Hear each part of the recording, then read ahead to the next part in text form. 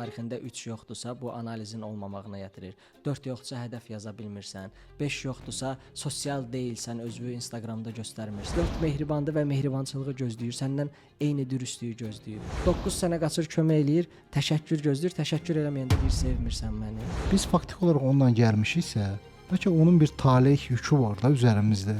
Hər kəs axı rahat yaşamaq istəyir. İnsanlar 90% enerjini sadəcə itirir. Maddiyyatda problem yoxdur, amma yenə xoşbəxt deyillər. İnsan öz sahəsinə düşəndə xoşbəxt olmağa başlayır. Qabında olur da. Amma qəbul eləməyi heç kim fikirləşmir. Necə eləyəcəyini bilmir, daha doğrusu dərk edib qərar verməlisən, dərrakədə olmalısan.